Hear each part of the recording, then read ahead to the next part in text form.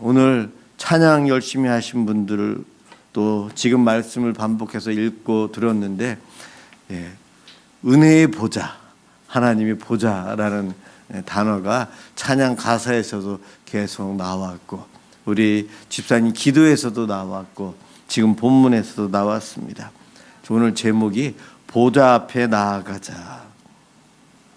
우리 예수 믿는 성도들은요, 은혜의 보좌 앞에 날마다 나아감으로 안식을 누려야 합니다. 오늘 이 히브리서 4장은 안식을 누릴 수 있다. 그 중에 오늘 이 본문이 대제사장이신 예수님을 통해서 그 안식을 누릴 수 있다 이야기하는 그 문맥 가운데 제가 한 부분을 여러분들과 읽었습니다. 예수 믿으면서, 하나님 믿으면서, 교회에 나와서 예배를 드리면서 얼마만큼 안식을 누리고 있는가, 사람마다 정도의 차이가 다 있어요. 믿음의 크기, 믿음의 깊이에 따라 다릅니다. 많은 분들이 이 충분한 안식을, 천국에서 누릴 수 있는 안식을 이 땅에서 누리기를 소망합니다. 구약 성경에 보면 대제사장이 1년에 한 번씩 지성소에 들어가요. 성막 안에 이스라엘 백성들이, 남자들이 들어갈 수 있는 부분, 성전에, 그래서 그 안에 보면 제사장들이 들어갈 수 있는 데가 또 따로 있고, 1년에 한 번 제사장 중에서도 대제사장, 제사장 중에 짱이죠. 1년에 하루 들어갈 수 있어요. 대속죄일 날 하루 들어가서 향도 피워야 되고 의식을 거행해야 되고, 그래서 1년에 그 하루 동안 한 4번 정도는 그 지성소에 대제사장이 들어갔다 나갔다 하는 것 같아요. 그런데 그 대제사장이 은혜의 보좌인 지성소, 하나님이 계시는 것을 상징하는 그 장소, 은혜의 장소에 들어갈 때에 은혜를 사모하면서 들어가느냐? 아닌 것 같아요. 대부분의 대제사장들은 두려운 마음을 가지고 은혜의 보좌인 지성소에 들어갑니다. 왜냐하면 정결의식이 굉장히 까다로워요. 조금이라도 부정한 것이 있으면 지성소에 들어갔다가는 죽어요. 하나님의 거룩성 때문에. 그래서 제사장들은 정결의식을 굉장히 많이 합니다. 일반 이스라엘 백성들도 정결의식을 많이 하지만 부정하면 함부로 성전에도 못 들어가거든요. 그런데 제사장들은 더 심해요. 그런데 제사장 중에서도 대제사장은 대속죄일인 지성소에 들어가는 그 하루를 위해서 정결의식을, 우리로 말하면 상상도 할 수 없는 여러 절차를 통해서 하면서 정결의식을 해요. 그 중에 하나라도 실수하거나 부정한 사람이 만졌던 것을 만져서 몸이 부정한 것도 모르고 들어가면 죽을 수 있거든요. 대제사장은 1년에 하루 지성소에 들어가서 이스라엘 백성들의 죄를 용서해달라는 기도의식을 하는데 두려움 가지고 갈 수밖에 없었어요. 그것도 아무 때나 들어갈 수 없고 1년에 하루였어요. 그래도 구약 성경에서 그 지성소에 자주 들어갔던 사람은 모세였던 것 같아요. 모세는 그래도 1년에 몇 번씩 하나님의 부름에 따라서 들어갈 수 있었지만 아론에부터 해서 대제사장들은 1년에 하루밖에는 못 들어갔어요. 그 장소를 우리 예수님께서 열어주셨기 때문에, 우리 예수님께서 십자가의 피로 죽어주셔서 우리의 죄값을 치러주셔서 예수를 믿는 사람은 부정한 것, 죄를 다 용서함 받았어요. 과거의 죄, 현재의 죄, 미래의 죄까지 우리가 회개할 때마다 다 용서해 주세요. 그래서 우리는 그 지성소라고 할 수 있는 상징적인 하나님을 만나는 은혜의 보좌 앞에 담대히 아무 때나 자유로이 나아갈 수 있는 자격을 얻었어요. 그래서 오늘 본문은 그 은혜의 장소를 열심히 가라는 이야기를 하고 있어요. 열심히 가면 안식을 누릴 수 있다. 그 이야기를 오늘 히브리서 기자가 하고 있습니다. 대제사장, 대제사장. 오늘 본문에서 예수님께서 누구인가? 바로 그 대제사장이라고 합니다. 인간 대제사장들이 해마다 있었지만 그들과 비교할 수 없는 예수 그리스도. 그분이 우리의 대제사장이 되어 주신답니다. 오늘 본문에서 믿는 도리를 굳게 잡으라라고 되어 있는데 이 믿는 도리가 바로 그 예수님을 믿으라는 거예요. 믿는 도리가 예수님이에요. 나의 구원주이신 예수님, 나의 주인이신 예수님을 믿는 것. 십자가의 보혈로 나를 구원해 주신 예수님을 믿는 그 믿음이 있는 사람. 그 사람은 예수님을 의지하고 담대히 지성소라고 할 수 있는 은혜의 보좌로 우리는 나아갈 수 있습니다. 그 예수님을 붙잡으라고 해요. 구약 시대에 제사장들이 하는 일은 백성들의 아픔, 문제, 어려움, 고통 그러한 것들을 끌어안고 하나님 앞에 나아가서 하나님 이 백성을 용서해 주시고 이 백성에게 복 내려 주옵소서. 그 기도하는 이들이 제사장들, 대제사장입니다. 바로 중보자의 모습, 신약 시대에 있는 예수 그리스도의 모습을 예표적으로 미리 보여준 이들이 제사장들, 대제사장이었어요. 구약에서는 예표했던 그림자적인 사람들이었지만 그 실체가 예수 그리스도이십니다. 우리 예수님은 중보자로 오셨어요. 구약 시대의 제사장은 완전하지는 못했어요. 제사장들에게 자기의 몸을 보여요. 피부병이 생겼을 때에 내가 부정한지 아닌지, 그것이 어떠한 질병인지를 제사장에게 보이면 제사장이 판단을 해서 정결의식을 하게끔 하고, 어떨 때는 그것은 괜찮다, 부정하다 아니다, 부정하니 진 밖에 나가 있어라, 어느 정도 있다가 돌아와야 된다, 정결의식을 해야 된다, 제사장이 판단을 합니다. 우리도 아플 때는 병원에 가요. 병원에 가면 의사 선생님들을 만나는데 어떠한 의사 선생님들은 좀 딱딱해요. 말도 별로 안 해요. 우리를 사람으로 대하는지 물건으로 대하는지 이 병원 괜히 왔다 할 정도로 묵뚝뚝한 의사 선생님이 계세요. 그런가 하면 정말 친절히 자세히 이야기해 주시고 내가 아픈 것에 대해서 그래도 공감을 좀 해주시는 의사 선생님들이 계세요. 구약의 제사장들, 백성들이 아픈 몸을 가지고 왔을 때에 어떻게 대했을까? 아마 그들도 여러 부류가 있었을 것 같아요. 그렇지만 대부분은 안타까운 마음으로 동정하며 공감해 주면서 그들을 맞이했을 겁니다. 함께 아파하고 함께 안타까워하고 같이 울고 고통스러워하는 동일시하는 마음. 오늘 동정이라는 단어가 나와 있어요. 대제사장은 우리의 연약함을 동정하지 못하실 리가 아니요. 우리의 연약함을 동정해 주신대요. 공감해 주신대요.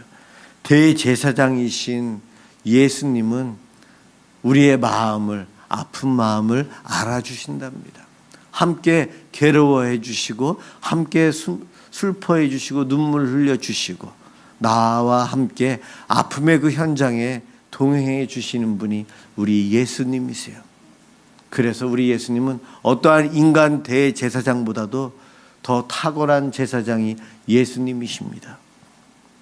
예수님은 저와 여러분들의 연약함을 다 알고 계세요. 동정하시는 분이세요. 15절에 나와 있어요. 이 동정이라는 말, 다른 사람의 고통을 함께 나눈다 또는 함께 고난을 당하신다, 그러한 의미가 있는 단어예요. 우리 예수님은 멀리서 그냥 바라보는 분이 아니라는 거예요.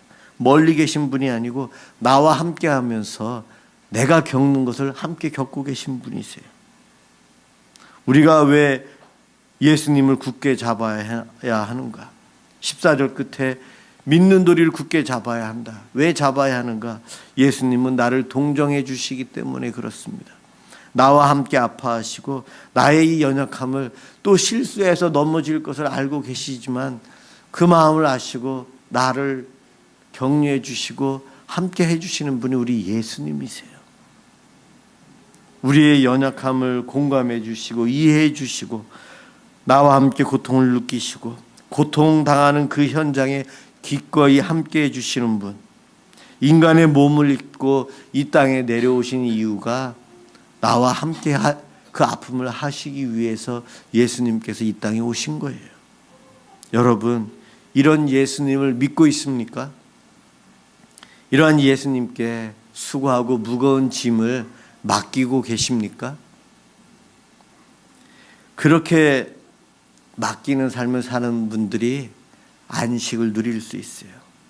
성도는 예수 그리스도 때문에 은혜의 보좌에 나아가서 은혜를 누리고 살기 때문에 안식을 누립니다. 오늘 본문의 16절에 담대히 은혜의 보좌 앞에 담대히 나아갈 것이다. 담대히. 이 담대히라는 말은 원어적으로 보면 자유예요. 자유. 제가 구약 시대의 지성소에 대제사장만, 그것도 1년에 하루 한 4번 정도 들어간다고 했어요. 모세만 특별히 여러 번 들어갔고 아무도 못 들어갔다고 했어요. 그런데 신약 시대에는 예수님으로 인해서 그 장소에 담대히 들어가라, 자유로이 들어가라, 그 뜻입니다. 저와 여러분은 구약 시대에 살았으면 은혜의 보좌에 구경도 못하고 들어가지도 못해요. 법궤가 어떻게 생겼는지도 못 봐요. 그런데 예수님께서 십자가에 못 박혀 죽으실 때에 휘장이 찢어지면서 지성소에 아무나 들어갈 수 있게끔, 예수를 믿는 사람은 아무나 들어갈 수 있게끔 열어주셨어요. 바로 이 담대히라는 단어가 자유예요. 자유. 우리는 우리 죄 때문에 하나님 앞에 못 가요. 그런 생각을 많이 해요. 염치가 있지. 내가 죄를 졌는데 어떻게 예배를 드리러 가? 내가 죄를 지었는데 하나님 기뻐하지 않는데 내가 교회 못 가겠어. 이러한 생각하는 사람들에게 오늘 이야기합니다. 담대히 나아가라. 죄가 있는 사람들이 더 가야 된다는 거예요. 왜냐? 예수님께서 다 해결해 주셨기 때문에 그래요. 운전하다 보면 과속을 하거나 신호위반이나 여러 가지 이유로 딱지를 끊고 벌금이 나와요. 벌금을 안 내면 안 되잖아요. 그런데 우리 예수님이 그 벌금을 다 내주셨다는 거예요. 나는 마음대로 운전하고 다녀도 돼요. 경찰이 붙잡아도 자유예요. 왜냐? 예수님이 내가 교통 위반한 거 다 벌금을 다 물어주셨거든요. 십자가에서 저와 여러분들이 지은 죄에 대해서 다 갚아주셨어요. 내가 도둑질을 했나요? 예수님이 그 죄를 다 담당해 주셔서 십자가에서 고통당하셨고 멸시 천대를 다 받았어요. 저 도둑놈, 거짓말쟁이. 예수님이 제가 받아야 될 그것을 다 받으셨어요. 영적으로 다 받으셨기 때문에 우리는 어떻게 하면 되는가? 죄를 지은 것에 대한 감옥은 살아야 돼요. 이 땅에서. 그럼요. 내가 도둑질하는 사람한테 가서 용서를 필요해야 되고 갚을 수 있는 능력을 갚아야 돼요. 그리고 감옥도 갔다 와야 되는 것은 맞아요. 영적으로 주님께서는 다 용서해 주셨어요.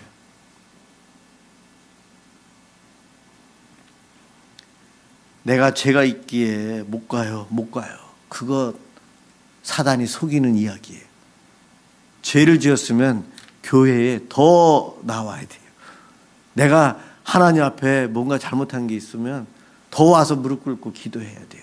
그 이야기가 예수 그리스도로 인해서 담대히 은혜의 보좌 앞에 나아가라. 그 이야기 하고 있는 거예요.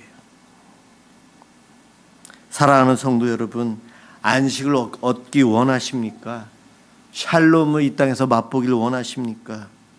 은혜의 보좌 앞에 날마다 나아가십시오. 은혜의 보좌가 어딜까요? 우리 하나님의 영이시기 때문에 장소에 영향받지 않아요. 은혜의 보좌는 내가 생각하는 그곳이 은혜의 보좌예요. 다만 우리가 공동체로 다 같이 주일마다 모여서 예배를 드리는 이곳이 은혜의 보좌라고 이야기할 수 있어요. 내가 날마다 기도하는 그 자리가 은혜의 보좌일 수 있고, 내가 큐티를 날마다 하고 있으면 그 순간 그 자리가 은혜의 보좌가 됩니다.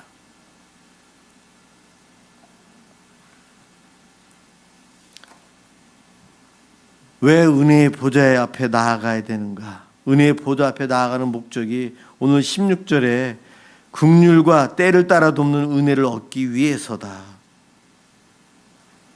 예, 죄를 지었어도 나올 수 있는 이유가 이 긍휼함의 은혜예요. 긍휼하심, 불쌍히 여겨주심, 저와 여러분을 불쌍히 여겨주신대요. 죄를 지어서 회개기도 하는데 저 녀석, 오도한 저 녀석 좀 있으면 또 그제 지을 텐데 하나님은 알고 계세요. 우리 예수님은 알고 계시지만 긍휼히 여겨주시기 때문에 용서해 주시는 거예요. 또 회개하겠지. 그럼 내가 또 용서해 줄 거야. 그래, 내 앞에 잘 왔어. 우리 주님은 그런 분이세요. 은혜의 보좌 앞에 나아가는 이유가 그 긍휼의 은혜를 우리가 누려서 내가 죄를 지은 죄책감으로부터 자유함을 누려서 안식을 얻기 위해서입니다. 은혜의 보좌 앞에 나아가는 목적이 때를 따라 돕는 은혜를 누리기 위해서다. 우리는 이 땅에 살면서 어려움들을 당해요. 그럴 때마다 기도하면 돼요. 이 예배당을 옮겨 다닐 수 없어요. 성막을, 법궤를 우리가 가지고 다닐 수는 없어요. 그렇죠. 구약적으로는 장소에 제약이 있지만 이제는 그 제약이 다 없잖아요. 내가 어려움 당하는 그 순간에 아무 때든지 어떠한 장소에든지 하나님께 기도하면 그 자리가 은혜의 보좌가 됩니다. 내가 어려움 당하는 그 순간에 기도하고 주님 의지할 때에 때를 따라 돕는 은혜를 경험하게 돼요. 그 경험 해보신 분들만 알아요. 그렇게 기도 안 하시고 의지 안 하고 하나님 앞에 매달리지 않은 사람, 담대히 나아가지 않은 사람은 그것을 경험을 못합니다. 그래서 어렵고 힘들 때 우리 목회자들이 하는 말이 교회에 자주 오세요. 교회에 또 오셔야 돼요. 그런 이야기를 합니다. 이 통계는 좀 오래된 통계지만은 우리나라 불교라고 자기의 종교라인에 체크하는 사람 중에 우리처럼 정기적으로 일주일에 한 번 정도 사찰을 찾아가는 사람은 약 10%라고 해요. 천주교인 중에 매 주일마다 성당에 가서 미사를 참석하는 사람 50%라고 합니다. 기독교인은 90%라고 해요. 예, 우리 기독교는요, 은혜의 보좌를 날마다 정기적으로 매일 때를 따라 돕는 그 은혜를 누리기 위해서 가도록 강조하는 종교가 우리 기독교거든요. 여러분들이 오늘도 주일이라 이곳에 오셨어요. 어떤 분에게는 이 자리가 은혜의 보좌가 되지만 어떤 분에게는 따분한 곳, 지옥과 같은 곳이 될 수 있어요.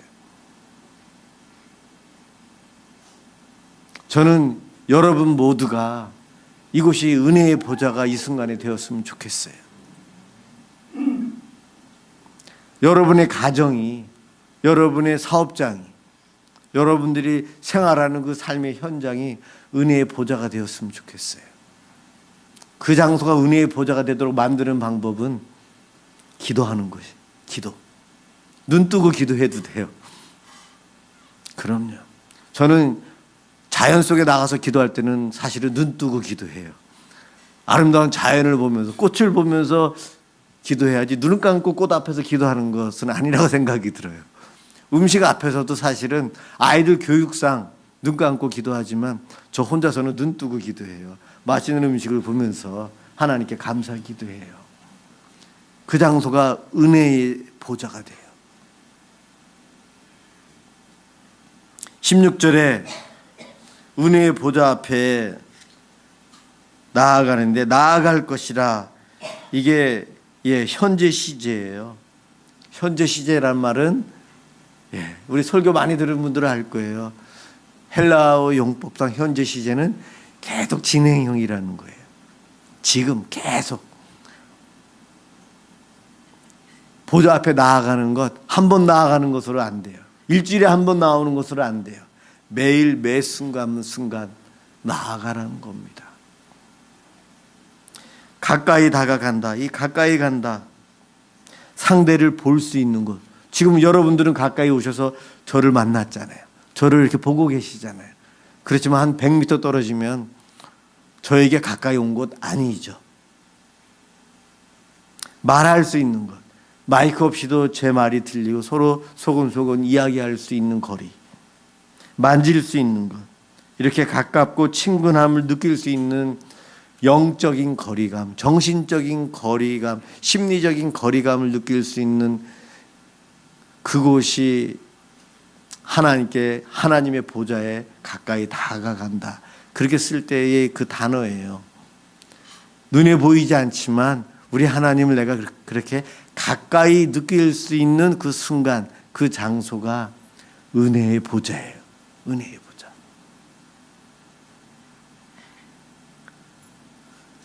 은혜의 보좌 앞에 나와서 오늘 여러분들은 예배를 드리고 기도하고 있어요. 그래서 주의를 사모하게 되고, 여러 장소가 있지만 특별히 내 성격에 맞는 물질적인 장소도 있어요. 그럼요. 저는 우리 교회 성도들에게 이 미사 남서울 은혜교회 이 예배당이 그래도 눈에 보이는 장소로 은혜의 보좌가 되었으면 좋겠어요. 네. 그래서 이곳을 사모하고 주일날 올 때마다 그래서 기쁨이 있고, 이곳에 가서 예배를 드리면 나도 모르게 평강이 오고 기쁘고 예배 끝나고 나아가면 힘이 나. 그러한 장소가 되었으면 좋겠어요. 그것을 놓고 기도합니다. 우리 성도들의 예배의 장소, 우리 성도들의 기도의 장소, 기도 응답을 체험하는 장소, 하나님의 임재를 느끼고 경험하는 이 장소가 되게 주옵소서. 그 기도를 아침마다 하고 있어요. 그래서 여러분들이 멀리 계셔도 이곳에 오시고, 외국에 나가셔도 이 시간 지금 미사 남서울 은혜교회에서 예배를 드리고 있을 텐데, 그렇게 하는 이 장소가 되었으면 좋겠어요.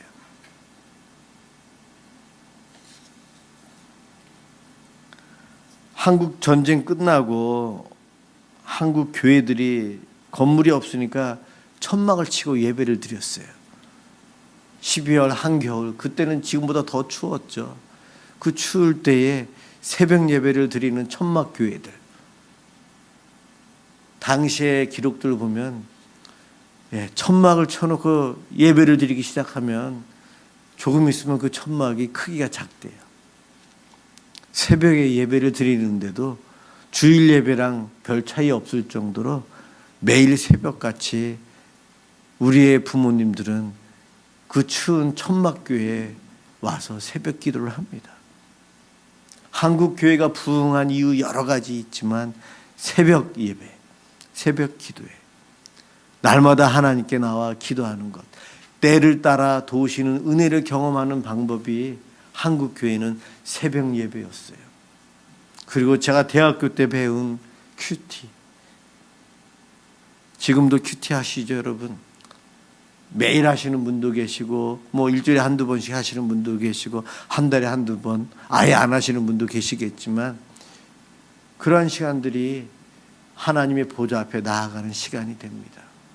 여러분, 주님의 보좌를 사모하시고 그 보좌 앞에 나아가 주님을 만났으면 좋겠어요. 우리 주님이 어떠한 분일까요? 때를 따라 도우시는 분, 긍휼이 많으신 분, 나를 잘 아시는 분이에요. 긴 병에 효자 없다는 말이 있어요.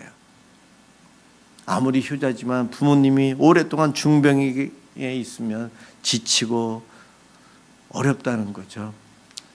인간의 연약함을 나타내는 단어예요. 내가 아무리 열심히 노력하지만 우리 인간은 한계가 있어요. 어려운 사람을 돕는 긍휼의 은사가 있지만 우리가 도와봤자 얼마만큼 돕겠습니까? 그런데 우리가 믿고 있는 예수님은 우리의 연약함을 잘 아시는 분이세요. 얼마나 잘 아시느냐, 멀리서 바라보시는 것이 아니고 직접 하늘의 자리를 포기하고 이 땅에 오셔서 나와 동행하세요. 그러면서 내가 겪는 걸 그대로 경험하세요. 2000년 전에 이 땅에 오셔서 우리 예수님은 저와 여러분들이 겪을 것을 미리 겪으세요. 왜냐? 내가 두안이 너를, 이 자리에 계신 여러분들을 내가 잘 알고 있어. 너가 겪어야 될 거 내가 이미 미리 겪어보았어. 그렇지만 너 인내할 수 있단다. 그 말씀을 하세요. 예수님은 이 땅에 먼저 오셔서 연약함과 고통을 맛보셨는데 우리 예수님만큼 가난을 겪어보신 분이 이 자리에 계실지 모르겠어요. 저는 사실 가난을 경험해 보지 못했거든요. 우리 예수님은 가난을 경험을 했는데 얼마나 고통스러우셨는지. 여우도 굴이 있고 공중의 새도 거처가 있으되 인자는 머리 둘 곳이 없다. 짐승만도 못하다는 거예요. 배고픔의 굶주림. 우리 예수님과 제자들이 예수님께서 늘 오병이어의 기적을 베푸셨을까요? 아니요. 필요한 때만, 하나님의 영광을 드러내야 되는 순간에만 예수님이 행하셨지, 예수님께서 편하시려고 기적을 행하신 적은 한 번도 없으세요. 그래서 예수님은 없으실 때는 굶으셨어요. 굶주리셨어요. 그래서 제자들이 밀밭에 가다가 먹을 게 있으니까 막 비벼서 배를 채우는 거예요. 그럼요.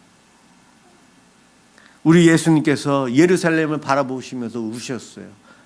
심판받아 멸망당할 저 예루살렘을 보니 마음이 안타까워서 울고 계시는 거예요.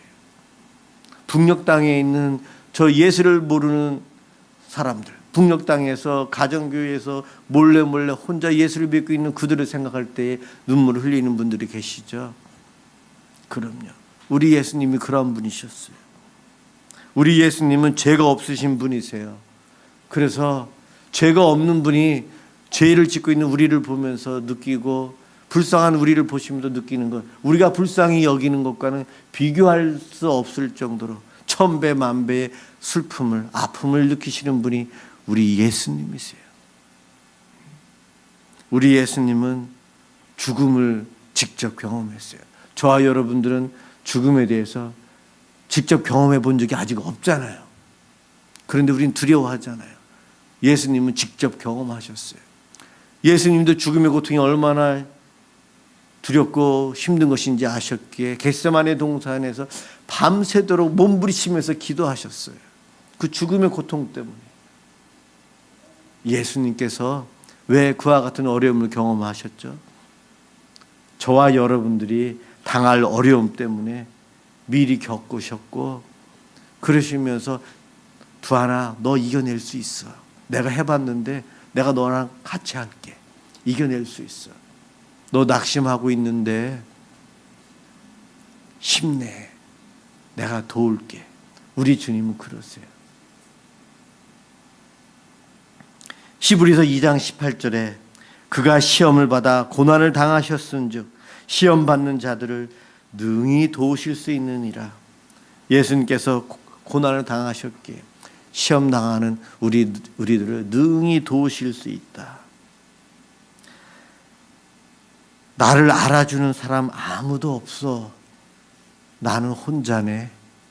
이 생각하시는 분 계신가요? 그 생각하시는 분은 사단에게 속은 거예요. 나를 잘 아시는 분 예수님이 계세요. 나만 혼자네? 아니요. 동행하시는 예수님이 계시고 내 속에 성령님이 계세요. 사단이 속인 거예요. 우리 주님, 대제사장이신 우리 예수님이 저와 여러분과 함께 하시고 중보기도 하시고 우리와 동행하십니다. 그것을 믿는 분들은 이 땅에서 진정한 안식을 누릴 수 있어요. 진정한 기쁨을 누리고 살아갈 수 있어요. 여러분, 은혜의 보좌 앞에 담대히 나아가라. 자유로이 나아가래요. 죄를 지었어도 나아가래요. 그 예수님이 오늘도 저와 여러분과 함께 하십니다. 그 은혜의 보좌를 날마다 경험하며 살아가시는 것을 통해서 안식을 누리시길 주님의 이름으로 축원합니다. 기도하겠습니다.